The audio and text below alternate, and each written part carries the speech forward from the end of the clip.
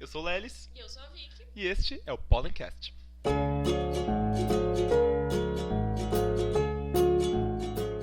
Silêncio tem força. Escolher o silêncio pode ser tão poderoso quanto falar. Da mesma forma, ter apenas o silêncio como ação possível diz muito sobre qual narrativa venceu. Porque histórias nada mais são do que disputas de poder. Cada um conta com aquilo que melhor se encaixa nas próprias crenças, e cada história só é repetida como verdade quando um dos lados ganha. Silêncio é força. Poder quebrá-lo é direito. Vicky, e que tal a gente começar o nosso podcast comentando um pouco para quem está ouvindo qual o tema da edição do mês da Pollen? Então, o tema desse mês é silêncio e a gente escolheu esse tema justamente por causa da Semana dos Livros Banidos, que são livros que, por ter temas que envolvem sexo ou drogas, muitos lugares, como escolas ou bibliotecas, acabam banindo esses livros. Eu acho que é interessante a gente ressaltar que o silêncio ele tem múltiplas faces. Ele tem essa face da repressão, da supressão do direito democrático de você publicar, de você falar suas opiniões. Muitas vezes o silêncio tem toda essa relação de histórias que são disputas de poder e quem foi derrotado acaba sendo silenciado pelo vencedor, mas tem também a relação do silêncio como força, né? O silêncio como uma maneira de você protestar e às vezes conseguir marcar uma posição sua nessa luta também. Inclusive, uma entrevista que eu fiz recentemente, uma entrevistada falou justamente isso, porque o tema da entrevista era pessoas trans e falava sobre como pessoas trans às vezes não precisam nem estar militando, só o fato delas estarem num lugar em que elas não são esperadas já faz com que seja uma forma de resistência. Outro tema bem legal que também envolve silêncio, que foi tema inclusive do nosso post de número 500, é o silêncio no processo criativo da pessoa. Como, ao mesmo tempo, o silêncio é bom para que a gente consiga entrar dentro de si mesmo, entrar dentro da história e criar, e ao mesmo tempo você precisa conhecer outras pessoas, ouvir outras pessoas, sair do silêncio para poder contar histórias.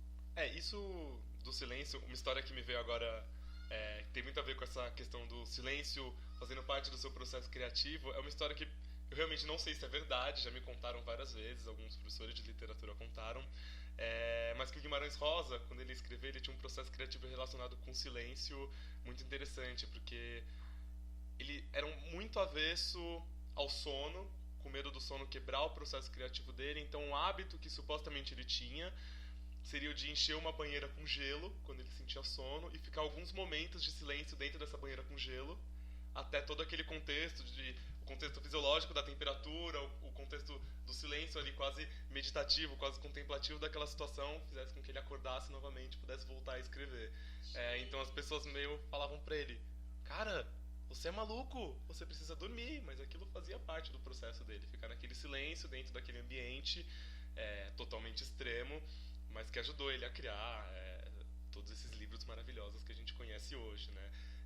Então é muito interessante como o silêncio dentro desse processo criativo ele tá dentro de também situações que cada escritor vai criando para si mesmo, seja às vezes esse silêncio que a Sofia cita no texto dela, que às vezes é um silêncio que você tá na frente da televisão, a televisão tá ligada, não necessariamente é aquele silêncio sonoro ao seu redor, mas é aquela coisa introspectiva que está dentro de você naquela situação. Então, quem nunca, por exemplo, estava dentro do ônibus ouvindo uma música, teve uma ideia, abriu o Docs ali no celular e escreveu 3, 4 linhas, né? Tem muito a ver... o silêncio é uma relação muito pessoal, assim, de cada pessoa que está pondo sua escrita ali em prática, né? É muito interessante ver como, às vezes, coisas que funcionam para uma pessoa funcionam totalmente diferente para outra. Como que é o seu processo criativo, Lelis? Olha, o meu processo criativo é meio estranho, porque assim, eu adoro andar de metrô. Eu adoro, assim. Tenho carteira de motorista, odeio dirigir. Sou um péssimo motorista, então eu assumi na minha vida que eu vou andar de metrô. E os únicos momentos do meu dia em São Paulo que eu consigo parar, às vezes, para escrever alguma coisa ou para ler um livro, assim, com uma velocidade grande dentro desse processo criativo é quando eu tô dentro do metrô. Porque o metrô é um ambiente que ele tem uma gama de pessoas e de situações muito curiosas. E dois, que ele causa essa introspecção sonora, porque ele é um ambiente muito barulhento, mas ele é tão barulhento que aquilo acaba na minha cabeça se misturando de certa forma que acaba virando um grande silêncio.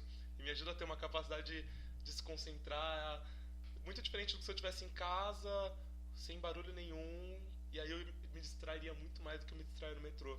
Então acontece muito isso, às vezes eu tô lá, passa uma pessoa muito interessante, assim, às vezes um tipo, por exemplo, um senhor com sobretudo e chapéu, maleta e um jornal, e às vezes aquilo me vem uma coisa na minha cabeça e eu falo assim, nossa, pra onde será que essa pessoa tá indo? O que ela tá indo fazer? E de repente gera um silêncio em torno daquela situação e eu fico pensando, nossa, pra onde será que isso vai?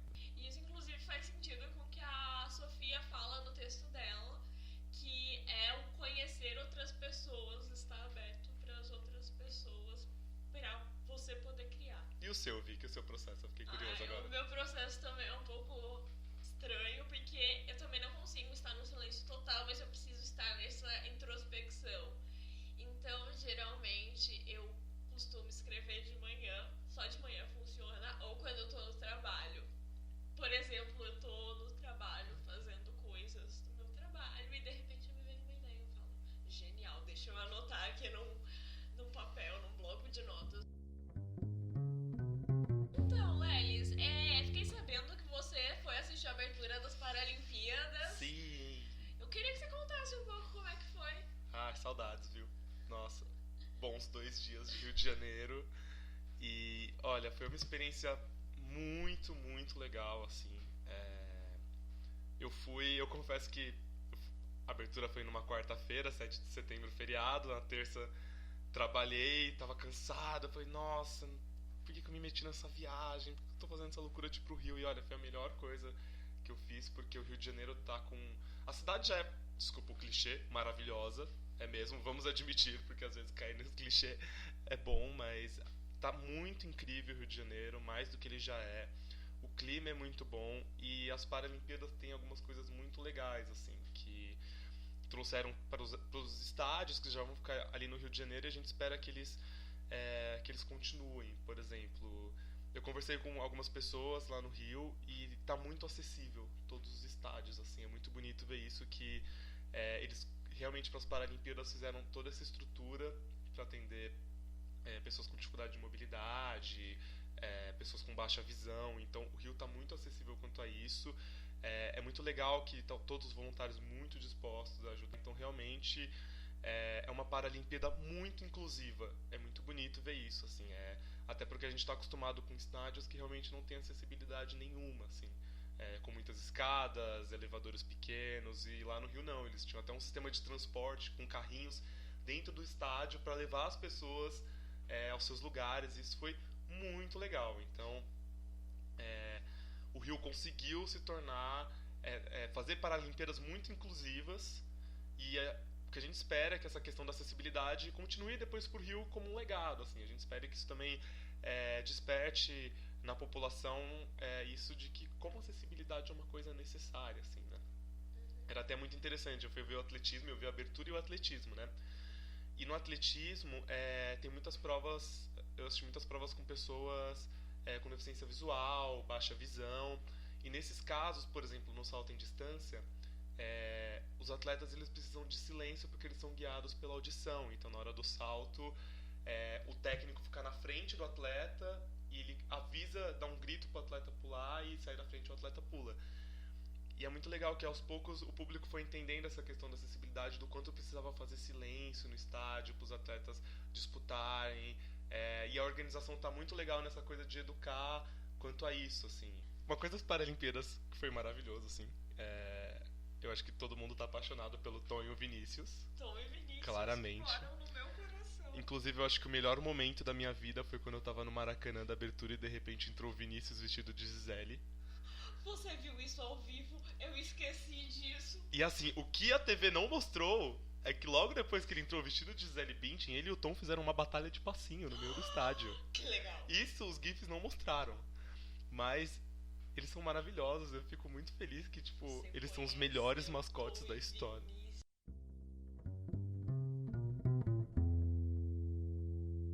Outro evento grande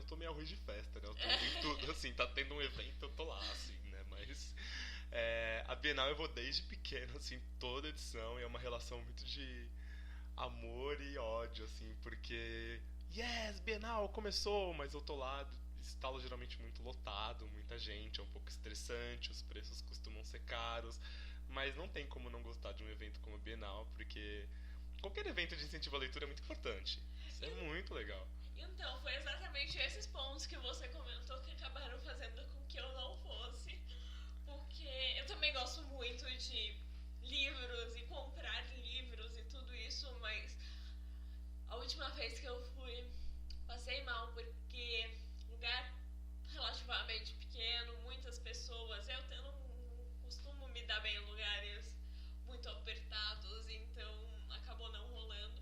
Mas realmente é muito legal você ver os autores lançando seus livros e os estandes, é tudo tão maravilhoso. O que a Bienal é um evento muito gostoso de ir se você pode durante a semana, assim, porque durante a semana é muito vazio, é muito tranquilo, ou no começo da Bienal, né? Não tem como, a gente aqui em São Paulo acaba deixando pra ir nos últimos dias, né? E acontece sempre isso, os 2 últimos dias de Bienal. Se você for de carro, você vai pegar fila na marginal. Se você for de ônibus, você vai ficar parado no corredor e na fila enorme.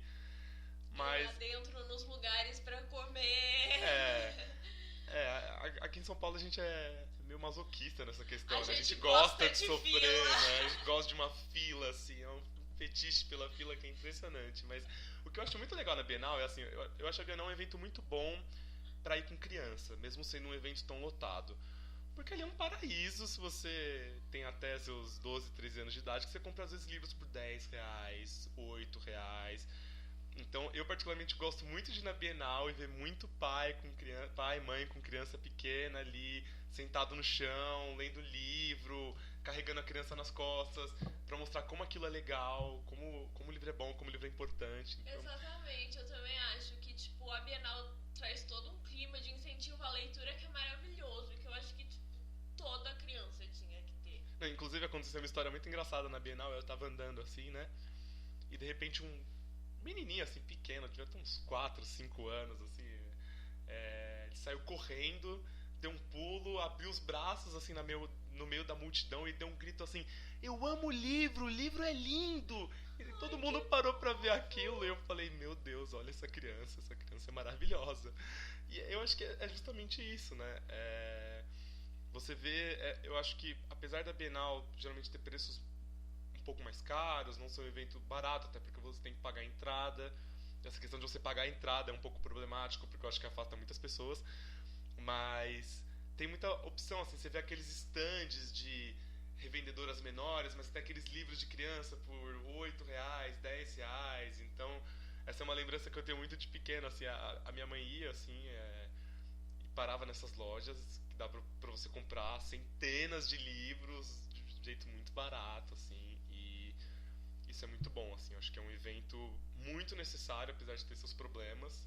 Na Bienal sempre tem autores novos lançando seus primeiros livros, e uma delas foi a Cris Sales, que era uma escritora do Wattpad, lançou o livro agora, e a Mayanara entrevistou ela. Vamos ouvir a entrevista.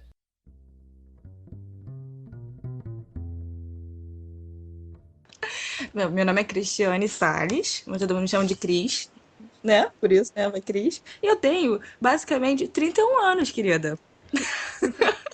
Mas olha aí, flor da idade ainda. 30 são os novos 20. Apesar do Jad Bob não ter sido sua primeira história postada no Wattpad, ele acabou ficando muito popular, mais de 3 milhões de leituras e, enfim. Eu queria que você contasse um pouco sobre essa interação da plataforma, né, do Wattpad. Eu queria que você contasse um pouco de como foi o processo de sair da plataforma e chegar no livro físico de agora. Foi uma coisa muito louca, porque assim, eu pulei etapas, né? As pessoas às vezes vêm me perguntar: como é que você conseguiu sua editora? Você enviou a original? Eu falei: gente, olha só, eu sou o ponto fora da curva. Tudo que aconteceu, tudo que geralmente acontece com as pessoas que eles falam: nossa, meu original foi rejeitado várias vezes, tipo J.K. Rowling, sabe? Isso não aconteceu comigo. porque foi a editora, na verdade, a editora Planeta, que veio até mim.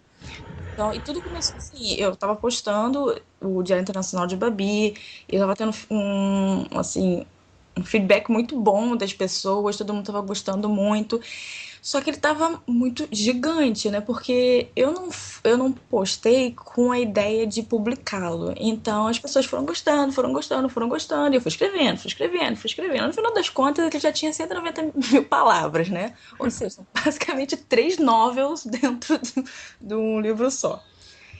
E aí, então eu não tinha, né, essa ideia. Eu falei, quando a ideia surgiu, depois que eu terminei de postar, e eu pensei, não, eu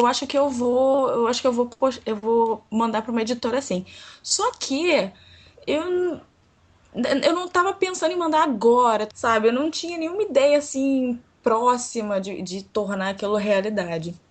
Mas aí teve o What's, que é um concurso do próprio Wattpad com as histórias, né, da plataforma. E aí eu decidi me inscrever e eu falei, eu vou tentar participar. Então era só você colocar uma tag na sua história e aí eles iam avaliar, né, de acordo com popularidade, com o número de comentários, de estrelinha que você recebe. E eu não sei, eu achei que eu tivesse chance de ganhar. Mas ao mesmo tempo eu ficava, não vai, porque tem tantas histórias já tava. Eu coloquei nas minhas 2 histórias, porque eu tenho o Diário Internacional de Babi e Mensagens. O engraçado é que Mensagens foi uma história que eu realmente escrevi pensando em publicá-la. Tanto que Mensagens é muito melhor editado do que Babi, vamos dizer assim. Porque eu já escrevi mesmo na intenção de. É claro que tem que fazer muitas edições ainda, tem coisas que eu mudaria um pouquinho, mas Mensagem foi feita com muito mais cuidado. Aí eu botei essa tag nas 2, que era justamente para participar do concurso. E no dia da revelação dos vencedores, foi engraçado que foi até a Clara Guta, a Clara Savelli, que também vem de um longo tempo, assim, com a gente, né? Aí ela foi, menina, você venceu, não sei o quê. Eu falei, ai, meu Deus, eu venci. Aí eu achei, né, devo ter vencido com o Diário Internacional de Babi, que é o que tinha mais visualizações. Porque o Diário acho que tinha 3 milhões e pouco, e Mensagens tinha 1,5 milhão, mais ou menos. O que dava pra entender, porque eu postei Mensagens num tempo muito reduzido. Tipo, Babi, eu fiquei quase 1 ano e meio postando. Mensagens eu postei em 5 meses. Então eu achei, né, justamente que por esse fato de Babi ter mais visualizações, eu achei que eu iria ganhar com Babi. Só que aí a Clara falou, você ganhou, não sei o que. Aí quando eu fui ver, eu falei, nossa, eu ganhei com Mensagens, que lindo, não esperava. Menina, deixa de ser louca, você ganhou com os 2. Eu vi realmente que eu tinha ganho 2 bots. E logo depois de um tempo, uma editora entrou em contato comigo, só que era uma editora pequena. E aí eu fiquei pensando, será que eu publico? Será que eu não publico? Não sei. Só que eu achei, vou dar uma chance e tentar publicar. Só que aí a Planeta entrou em contato comigo. E eu fiquei, meu Deus do céu, nossa Planeta tem uma distribuição incrível, porque a editora que me contactou, ela parecia muito boa, muito legal, mas só que a questão é a distribuição. Então eu acabei optando pela Planeta. E eles falaram realmente que eles acharam o livro muito legal e tal, que eles queriam publicar. E eu acabei fechando com a Planeta, então eu meio que pulei todas essas etapas, assim, eu não recebi nenhum não de editora, não precisei enviar para ninguém. Foi uma coisa bem incrível que eu não achei que eu fosse passar por isso, né? Eu não tinha pensado que poderia chegar a esse ponto, assim. Inclusive, eu ia perguntar justamente isso, porque o Diário de Babi tem realmente vários capítulos no Wattpad, e eu queria que você contasse um pouco como foi realmente esse processo de revisão, que deve ter sido bem difícil para reduzir. Olha, foi uma morte horrível. Foi um processo doloroso. Mas, assim, quando a Raquel Coase, a Raquel Coase é a editora da Planeta, quando ela já pediu para eu enviar o meu original, eu já tinha cortado muita coisa. Falei, deixa eu cortar isso aqui tudo, porque eu não posso mandar isto para esta mulher. Porque tava muito grande, tinha muita coisa que não precisava de fato, sabe? Não acrescentava em nada, assim, pra narrativa. Eu falei, gente, isso aqui pode cortar, isso aqui pode cortar, isso aqui pode cortar.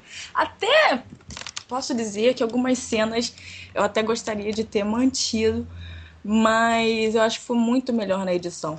o critério para a gente cortar foi justamente a questão assim, o que serve, o que vai faltar na narrativa. Então, foi difícil no sentido de que, às vezes, eu colocava alguma explicação em um certo capítulo que teria que sair.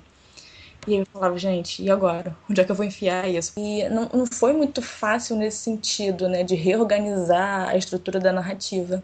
Às vezes eu fazia uma coisa, eu tirava uma coisa de um capítulo e tinha que colocar no outro, mas o outro ele já dava uma outra informação que viria mais pra frente, e aí ia ficar muita coisa naquele capítulo. Eu falava, gente, como é que eu vou fazer isso? Mas foi um quebra-cabeças, basicamente, mas eu acho que ficou muito bom depois. E eu tive também uma edição muito boa da Raquel Couso. Para finalizar, assim, eu queria que você falasse, você acabou de passar por 2 grandes lançamentos, né? Você lançou no Rio e acabou de sair da Bienal do Livro. E eu queria saber quais são os planos para os próximos meses, né? Tanto de divulgação quanto dos projetos. Eu sei que você está postando o Diário de Babi 2 no Wattpad, tem várias outras histórias no Wattpad, mas assim, o que é que você planeja agora para esses próximos meses? Essa é uma pergunta ótima, porque eu também tenho a questão, eu trabalho com a questão da faculdade, então eu fico, às vezes, um pouco atolada com essas coisas. E enquanto isso eu vou escrevendo no Wattpad, eu tenho que refazer o Diário de Babi 2. E eu também tenho várias outras histórias pensando assim pra postar no Wattpad, só que eu não sei como é que vai ser isso, entendeu? Porque agora eu tô bem mais chata em termos assim de escrita. Eu tô falando, eu falo pra mim mesmo, acho que só vou postar alguma coisa se eu achar que está excelente esse capítulo. É que Porque tem toda a questão de um peso a mais, né? Porque agora, querendo ou não, você vai ter as pessoas vão conhecer por causa do livro também, já vão esperar uma coisa a mais. não, e eu acho que assim, a Cris que começou a escrever o Diário Internacional de Babi, tipo, em 2010, é uma Cris totalmente diferente de agora, entendeu? De 2016. Olha só, foram 6 anos. Então, entrei na faculdade de letras, eu tenho uma percepção totalmente diferenciada agora do mercado, da própria questão de escrita e narrativa, sabe? Eu li muitas coisas de escrita criativa. Escrever não é só você colocar uma história no papel. História todas as pessoas podem contar. Mas no papel é uma coisa diferente, porque você é um artesão mesmo de palavras. E é isso, Cris. Muito obrigada pela entrevista. Estamos esperando mais novidades. Muito obrigada, mãe. A gente está chegando do meio para o final do podcast. A gente vai passar para vocês hoje uma recomendação de um livro e uma de série. Eu trouxe a do livro. O livro é o F de Falcão, da Ellen MacDonald. Ela é poetisa, escritora e historiadora por Cambridge. E o livro é uma autobiografia que ela conta como ela usou a falcoaria, que é o treinamento de falcões, para superar uma depressão depois da morte do pai dela. O livro se encaixa muito, inclusive, nessa questão do silêncio, que é o tema desse mês da Pollen. Principalmente a questão do silêncio introspectivo, que ela entrou numa introspecção ali junto do falcão dela, uma situação de silêncio em que ela se entendia com o falcão dela de uma forma quase que cerebral, assim, quase que magnética, digamos, nesse silêncio que ajudou ela a superar essa situação da vida dela. E também o silêncio da opressão, porque ela faz um paralelo com a história do T.H. White, que é aquele escritor que fez os livros Como a Espada Era a Lei, os livros que contam a história do Merlin. Ele também treinou falcões, ele também era falcoeiro, e a falcoaria foi o que ajudou ele a superar algumas situações, como, por exemplo, a homofobia que ele sofria ali, se não me engano, no século XVIII, que foi quando ele viveu. Então ela traça todo esse paralelo de como a relação com o animal dentro da casa, dentro daquele silêncio, refletia cada etapa do treinamento do falcão, refletia uma etapa da vida dela para superar o luto e para superar outros tipos de opressão que circundavam em torno dela. Assim, é um livro, inclusive, premiado. Vale muito a pena ler, de verdade. Assim, então, é recomendação desse mês da Pollen para vocês aqui do nosso podcast, F de Falcão, da Ellen MacDonald. Eu vou falar da série. E a série que eu tô vendo no momento é uma série muito querida pela Pollen, Gilmore Girls. Eu não assisti essa série quando passou pela primeira vez. É uma falha da minha infância / adolescência. Então eu tô vendo pela primeira vez agora. Eu tô mais ou menos na terceira ou na quarta temporada, eu não sei exatamente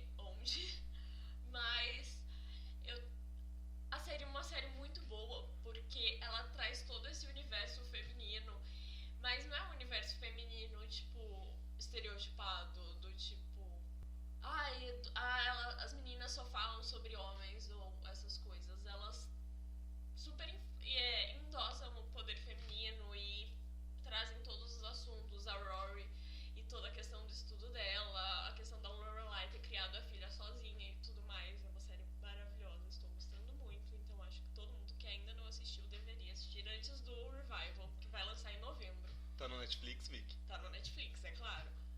O Revival vai ser no Netflix também? Também. Quando que ele sai? Novembro, eu acabei de falar, Lelis. Desculpa, eu estou muito ansioso. Agora a gente vai entrar no que a gente chama de pólen motivacional. Iba. Que é um costume que os colaboradores da Pólen têm de falar sobre coisas da vida e como a gente lida com cada uma dessas coisas. A Marina, uma das nossas colaboradoras, colocou a seguinte questão que eu vou ler aqui pra vocês. Vocês já se deram conta de que a gente está na idade que nas histórias as coisas acontecem? Ou melhor, na idade em que a gente faz as coisas? Esse é um tema muito polêmico, porque todo mundo quase da Pólen tá na faixa do começo da vida adulta, 20 e poucos anos, e a gente acaba ficando levemente. Algumas das nossas colaboradoras, inclusive eu, acaba ficando levemente desesperada, porque parece que todo mundo tá fazendo várias coisas importantes da vida, menos você. Acho que é bacana a gente comentar algo que a Sabrina, uma das nossas colaboradoras, deixou lá de contribuição no Pólen Motivacional, que é essa questão de como essa pressão de fazer as coisas nos leva todos nós a nos envolvermos com muito mais tarefas, muito mais obrigações do que a gente é capaz de lidar. Enfim, nosso dia tem só 24 horas e às vezes todas essas obrigações acabam tirando da gente tempo, inclusive, para cuidar de nós mesmos, assim. Ter um tempo de lazer, um tempo de descanso, um tempo para curtir com os amigos. E é uma pressão que a sociedade coloca na gente. Essa coisa, inclusive, que eu creio que foi muito imposta à nossa geração millennial, de você tem que ser bem sucedido aos 25 anos, abrir uma startup e ter 1000 projetos de vida, mas não, você não precisa disso, entendeu? Mas, por outro lado, o que a Ana Vitória, outra colaboradora nossa, falou, que também é exatamente o que eu penso, é a angústia que dá quando você não consegue fazer essas coisas e você fica pensando, meu Deus, eu já tenho 23 anos e eu ainda não fiz nada da minha vida, e eu ainda não descobri o que eu quero ser, e eu ainda não sei, e as outras pessoas, nessa época eu já deveria estar realizada com uma empresa, ou com livros publicados, ou coisas assim. Só que isso, de outra forma, faz com que a gente se motive ainda menos, porque você pensa, eu sou um fracasso, então eu não vou nem me dar o trabalho de fazer isso. Ou se você chega a fazer isso, não vai ser nenhuma grande conquista, porque você pensa, já tava na hora, né? Você não fez mais do que a sua obrigação. E a gente queria saber de vocês, o que vocês acham e como vocês lidam com essas questões. Compartilhem essa experiência com a gente na hashtag Pólen Motivacional nas nossas redes sociais. E eu acho que acabou. Poxa. Não acredito. Já? Passou tão rápido. Mas tem ainda o site da Pólen pra vocês verem. E mês que vem tem outro Pólencast. Isso. Se vocês quiserem mandar sugestões, comentários, críticas, figurinhas do Facebook. Eu particularmente adoro o puxinho no Facebook. Por que eu falei isso? Não sei. Porque o puxinho Corte é essa parte, maravilhoso. por favor. O Pólencast é o podcast da revista Pólen.com. Os locutores são Gabriel Leles e Vitória Morim, com colaboração de Mainara Jorge. A produção é feita por Luísa Granato. Menções honrosas para Lorena Pimentel e Milena Martins, as editoras do site. A arte é de Dora Leroy. A música usada no Pólencast é Happy Times, de Adam Selzer, e Selva Oscura, de Daniel Barbiero, encontradas no site freemusicarchive.org.